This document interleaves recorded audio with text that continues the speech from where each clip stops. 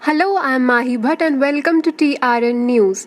Today I have our bureau chief Mr. Rohit Bhatt with us and we are going to discuss about the ongoing coronavirus pandemic which has affected everyone's life in our country and all over the world. So let's hear it from Mr. Rohit Bhatt what he has to say about the virus. So as you know, like we all knew that the coronavirus pandemic was gonna hit India also. The first wave was inevitable. तो आपका क्या विचार है इस चीज़ पे कि क्या हम रोक सकते थे सेकेंड वेव अगर गवर्नमेंट ने पहले बता दिया होता कुछ या अगर उन्होंने प्रिपरेशन ठीक से की होती अगर लॉकडाउन थोड़ा और चला होता तो क्या अवॉइड की जा सकती थी सेकेंड वेव? देखिए, सेकेंड वेव को रोका जा सकता था। उसके लिए बहुत सारी प्रिपरेशंस पहले की जानी चाहिए थी, लेकिन उसके लिए हम सरकार को भी दोषी मानते हैं, चाहे सेंट्रल गवर्नमेंट हो, चाहे स्टेट गवर्नमेंट हो, यहाँ की एलजी गवर्नमेंट हो। तो सबसे बड़ा जो ड्रॉबैक रहा है वो ये था कि कोविड सेकेंड वेव शुरू होने के टाइम पे आप देख सकते हैं जम्मू में इवेंट्स हुए, कश्मीर में टुलिप गार्डन खोला गया, वहाँ पे बहुत बड़े सिंगर्स बाहर से बुलाए गए, बड़े बड़े इवेंट्स हुए और पब्लिक गैदरिंग को इतना ज़्यादा किसी को रोका नहीं गया। वो सबसे बड़ी गलती हुई सेकेंड वेव से पहले। अगर उससे गवर्नमेंट को देखना चाहिए था कि इन जो उन्होंने लॉकडाउन बाद में किया, अगर वही लॉकडाउन 20-25 दिन पहले लग जाता तो शायद इतनी बुरी तबाही नहीं होती। जी, तो आप भी यही मानते हैं कि थोड़ा पब्लिक भी रिस्पॉन्सिबल है इस चीज़ में जितना कि गवर्नमेंट का इसमें दोष है? जैसा कि आप आज देख रहे हैं कई लोग मनाली घूमने जा रहे हैं, कई लोग गोवा जा रहे हैं, कई लोग अब्रॉड जा रहे हैं और वो लोग ये भूल चुके हैं कि सेकेंड वेव में हमें कितना नुकसान हुआ था, कितनों की लाइफ्स गई थी। तो क्या आपको लगता है कि वो एक गलत एग्जाम्पल सेट कर रहे हैं क्योंकि अभी तक हम ठीक नहीं हो पाए हैं सेकेंड वेव से? अभी तक सेकेंड वेव स्टार्ट चल रही है और अभी इतनी ही देर में एम्स की रिपोर्ट आ गई है, कई अलग अलग जगहों से रिपोर्ट आई है कि अभी थर्ड वेव अगस्त में हिट करेगी इंडिया को। तो आपका इस बारे में क्या ख्याल है? आपको लगता है कि वो गलत कर रहे हैं, उन्हें अपने घरों में बैठना चाहिए जबकि इस समय उन्हें और बोलना चाहिए, बाकी लोगों को प्रेरित करना चाहिए कि अपने घरों में बैठिए, अगर कुछ ज़रूरी काम है तो बाहर निकलिए लेकिन नॉर्म्स फॉलो करें, थोड़ा सोशल डिस्टेंसिंग फॉलो करें? बिल्कुल। देखिए, जिस फैमिली के साथ सेकेंड वेव के जब आया था तो जिनकी फैमिलीज में डेथ हुई हैं, ये वो लोग जानते हैं कितना सफ़र किया होगा उन्होंने, किस हालात से वो अपनों को खोया उन्होंने। तो जिन लोगों ने जिनके साथ ऐसा कुछ नहीं हुआ उन्होंने इस चीज़ को लाइट ले लिया, वो इस चीज़ को एक सपना समझ के भूल चुके हैं आज की डेट में, जबकि ऐसा नहीं होना चाहिए था। ये बहुत कोविड जो है, इवन मैं आपको बता दूं कि मैं भी फर्स्ट फेज़ में कोविड से बाहर आया हूं, तो मैं भी हॉस्पिटलाइज था। मुझे पता है कि कितना डिफ़िकल्ट फेज़ होता है ये, इवन 1 मंथ पूरी फैमिली के लिए कितना डिफ़िकल्ट था। तो लेकिन इसमें अभी जो लोग जिनको कोविड नहीं हुआ वो लोग बाहर निकल रहे हैं, वो लोग मनाली जा रहे हैं, हर जगह जा रहे हैं, बट उनको ये समझना चाहिए कि अभी कोविड गया नहीं है। जब कोविड गया नहीं, इंडिया से गया नहीं है, इवन वर्ल्ड से नहीं गया, कहीं से नहीं गया, जब कोविड यही है तो अभी उनको प्रिकॉशन लेना चाहिए था, इवन सबको प्रेरित करना चाहिए था कि मत निकलो बाहर। तो जबकि इसका उल्टा हो रहा है, आप देख रहे हैं मास्क नहीं पहन रहे, कुछ नहीं कर रहे हैं। तो अगर ऐसे हालात रहे तो मुझे नहीं लगता कि थर्ड वेव को आने से कोई रोक सकता है। और जितना आप बार बार सरकार को दोष देते हैं उतनी ही रिस्पॉन्सिबल हम सब लोग हैं।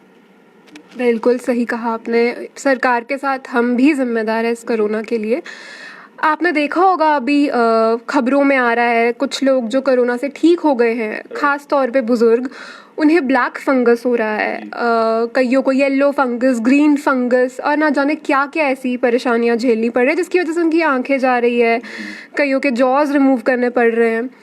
तो इसके लिए जिम्मेदार ठहराया गया है, कई लोगों ने इसके लिए हॉस्पिटल्स को जिम्मेदार ठहराया है कि उनके वहाँ वो क्लेनलीनेस नहीं है, साफ़ सफाई नहीं है, वो ऑक्सीजन सिलेंडर ऐसे नहीं है। तो आपको नहीं लगता क्या ये हॉस्पिटल्स पे ज़्यादा प्रेशर है क्योंकि वो ऑलरेडी कोरोना से डील कर रहा है? तो इस सब में फिर बाकी चीज़ों पे ध्यान देना, तो थोड़ा हम डॉक्टर्स वगैरह या अपने कोरोना सोल्जर्स को ओवर प्रेशराइज नहीं कर रहे हैं? बिल्कुल। देखिए, जब सेकेंड वेव स्टार्ट हुआ था उस टाइम पे जितने भी मीडिया हैं सब ने ये बातें बताई थी कि तैयारी नहीं थी, जबकि वो सच बात थी कि एक तो सेकेंड वेव के टाइम पे गवर्नमेंट तैयार नहीं थी, उनकी तैयारियां नहीं थी। अगर वो तैयार होते, जैसे अभी आप थर्ड वेव से पहले देख सकते हैं, जम्मू में भी भगवती नगर में एक 500 बेड हॉस्पिटल तैयार हुआ है DRDO के द्वारा। अगर ये सेकेंड वेव से पहले होता तो शायद इतनी सीरियस कंडीशन हमारे जम्मू में कश्मीर में नहीं होती। ऑक्सीजन की कमी, बहुत सी चीज़ें देखने को मिली। अब इसमें यहाँ पे देखा जाए तो ब्लैक फंगस की बात आप कर रहे हैं, यहाँ पे J&K में ऑलमोस्ट 35 के केसेस अभी तक आ चुके हैं, जिसमें कुछ डेथ्स भी हुई हैं। बट ये साइंटिफिकली ये बोला जा रहा है कि ये ओवरडोज ऑफ स्टेरॉइड्स होता है, या जिनमें डायबिटिक पाया जाता है उनमें होता है।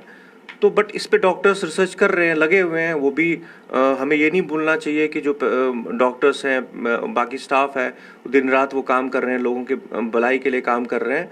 तो हमें उनका एहसानमंद रहना चाहिए, ना कि उनको बार बार कोसना चाहिए कि इस सिचुएशन में भी वो लोग इतना काम कर रहे हैं। और ये जो पैंडेमिक है, ये एक नई चीज़ है, ये एक नई बीमारी है जिसका कोई इलाज नहीं था अभी तक, सिवाय वैक्सीनेशन के जो चल रहा है। बट उसमें भी मैं आपको ये बताना चाहता हूँ कि लोग, आप देख सकते हैं, बहुत सारे वीडियो शेयर हुए हैं जहाँ लोग वैक्सीन नहीं लगवा रहे हैं, जहाँ लोग पत्थर मार रहे हैं। तो कहाँ इन लोगों की, मतलब मुझे तो बहुत शर्म आ रही है इन लोगों पे कि जो लोग वैक्सीनेशन के नाम पे, जो वहाँ पे टीम जा रही है उनके ऊपर पत्थरबाजी कर रहे हैं, उन्हें मार रहे हैं। तो कहीं ना कहीं अगर सरकार जिम्मेवार है तो लोग भी जिम्मेवार हैं। बिल्कुल सही। ये तो सब मानते हैं, क्योंकि बहुत समय लगेगा अभी कोरोना को पूरी तरीके से ठीक होने में, अभी इंडिया से और पूरे वर्ल्ड से। और सही कहा आपने, अभी हम काफ़ी खबरें देख रहे हैं, एक इंसान पेड़ पे चढ़ गया था क्योंकि उसे वैक्सीन नहीं लगाना था। तो इन्हीं सब से एक बात और है कि कई लोग व्हाट्सएप पे शेयर कर रहे हैं कई चीज़ें जो कि साइंटिफिकली प्रूवन नहीं है। कई रूमर्स फैला रहे हैं, मिथ्स फैला रहे हैं कि आप ये करेंगे तो आपको वायरस नहीं होगा, आप ये खाएंगे तो आपको वायरस नहीं होगा, वैक्सीन लेंगे तो ये होगा। और कई लोग उन पे विश्वास कर रहे हैं जिसकी वजह से वो वैक्सीन नहीं लगा रहे हैं। तो आपको क्या लगता है कि गवर्नमेंट को कुछ इनको थोड़ा एजुकेट करने के लिए, इनलाइटन करने के लिए कुछ कदम उठाने चाहिए, कुछ निकालना चाहिए प्रोग्राम, सो दैट ये जाने कि वैक्सीन कितना ज़रूरी है, अभी वेरिएंट से इन्हें बचाएगा वैक्सीन? गवर्नमेंट ने ऑलरेडी बहुत इनिशिएटिव्स लिए हैं इसके रिगार्डिंग, उन्होंने बहुत काम किए हैं ताकि लोगों को अवेयर किया जाए वैक्सीनेशन के लिए। लेकिन हमारे हिंदुस्तान की सबसे बड़ी बदकिस्मती ये है कि यहाँ लोग अंधविश्वासी ज़्यादा हैं, लोग रूमर्स पे ज़्यादा विश्वास करते हैं। अगर हमारे J&K की बात करें, आप देख सकते हैं यहाँ पे बिना जांच पड़ताल किए, अभी रिसेंटली बात है जब कोविड पीक पे था, उन दिनों एक वायरल मैसेज पूरे इंडिया में हुआ कि कोई ऑस्कर अमन एक रिसर्चर हैं जिन्होंने एक रिसर्च किया था कि वैक्सीन लगाने के 2 साल बाद डेथ हो जाती है। वो सब जगह पे वायरल हुआ और आप बिलीव नहीं करेंगे, और लोगों ने बिना देखे शेयर किए, लोग बिना पढ़े ही शेयर कर रहे हैं और इतना ज़्यादा शेयर कर रहे हैं। उसके बाद एक और मैसेज वायरल हुआ जिसमें अनलॉकडाउन की प्रक्रिया को दिखाया गया। वो एक एक्सेल शीट था, वो इवन हमारे पास पड़ा हुआ है अभी भी। वो एक्सेल शीट में सिर्फ एक एक्सेल था, ना ही गवर्नमेंट की कोई स्टेप थी, ना ही गवर्नमेंट का कोई लिखा हुआ कुछ था। वो देख के लोग उसको शेयर कर रहे हैं और बोल रहे हैं हाँ जी ये फाइनल है। तो कहीं ना कहीं हमारे कंट्री में या हमारे J&K में लोग रूमर्स पे ज़्यादा बिलीव करते हैं, और पढ़े लिखे लोग हैं, ऐसा नहीं है कि कोई इलिटरेट है, पढ़े लिखे लोग हैं, और उनको देखना चाहिए कि जो हम चीज़ पढ़ रहे हैं क्या वो सच में फॉरवर्ड करने के लायक है कि नहीं है। पहले उन्हें कंफर्म कर। जी बिल्कुल, और गवर्नमेंट इतने स्ट्रिक्ट हुई है इस चीज़ को लेके कि उन्हें सजा तक मिल सकती है। जी बिल्कुल सही कहा। और अभी अभी एक रिपोर्ट आई है, जैसा कि आपने कहा, मैंने कहीं तो कोई सोर्स का हम नाम ले नहीं सकते हैं, तो कहीं मैंने किसी से मुझे ऐसी खबर मिली थी कि स्कूल्स खुलने वाले हैं, अब कॉलेजेस खुलने वाले हैं। तो आपको लगता है क्या ये सही समय है? क्योंकि साथ ही साथ अभी एम्स की रिपोर्ट आई है कि अभी तीसरी लहर आएगी, उसके साथ अगर हम बच्चों के लिए ये सब खोल देते हैं स्कूल वगैरह, और बच्चों के लिए वैक्सीनेशन अभी हुआ नहीं है 18 से कम का, तो आपको लगता है क्या ये सेफ है? अगर कोई पेरेंट ऐसे रिस्क क्यों उठाएगा कि वो अपने बच्चों को स्कूल भेजे? आपको क्या लगता है इसके लिए खोलने चाहिए या नहीं? देखिए, अभी कुछ दिन पहले ये हमने भी एक रिपोर्ट देखी थी जिसमें ये बताया गया था कि खुल सकते हैं स्कूल आफ्टर 15 दिस मंथ। तो लेकिन डिपेंड करेगा सरकार पे कि वो इसको किस तरीके से लेती है। जहाँ तक कि अभी तक 18 से नीचे वैक्सीनेशन नहीं हुई है, ना ही अभी तक किसी वो उसके बारे में कंफर्मेशन मिली है। तो मेरे हिसाब से मुझे लगता है कि अभी स्कूल खोलना, जो कॉलेज खोलना, एक बहुत बड़ा खतरा हो सकता है, क्योंकि थर्ड वेव का वो हम ये कह सकते हैं कि हम लोग एक इनविटेशन दे रहे हैं थर्ड वेव को आने के लिए।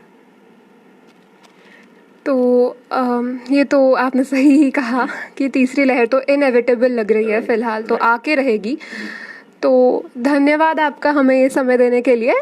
और जैसा कि आपने देखा, रोहित भट्ट ने हमें बहुत सारी ऐसी चीज़ें बताई जिसका हमें पालन करना चाहिए, जिनके बारे में हमें सोचना चाहिए जब हम घरों से बिना मास्क के निकलते हैं। विदाउट वैक्सीनेशन जब हम घूमते रहते हैं तो हमें सोचना चाहिए कि कितने लोगों ने अपनी जानें गंवाई है इस कोरोना वायरस में, कितने डॉक्टर्स ने अपनी जानें गंवाई है, कितने हमारे कोरोना सोल्जर्स ने अपनी जानें गंवाई है। हमें उनकी सैक्रिफाइसेस का ऐसे वेस्ट नहीं जाने देना चाहिए, वेन में नहीं जाने देना चाहिए। सबको अपने आसपास प्रेरित करें कि वैक्सीन लगाएं, बिना मास्क के ना घूमें। कोरोना अभी तक है, the pandemic is not over yet, और होने भी नहीं वाला है, 2-3 साल तक ये नहीं होने वाला है। तो आपको इसकी आदत डाल लेनी चाहिए। एक मास्क, एक सैनिटाइज़र हमेशा अपने साथ रखें। And on the behalf of the entire TRN team, I request all of you to maintain and follow the norms and have a safe life. Thank you.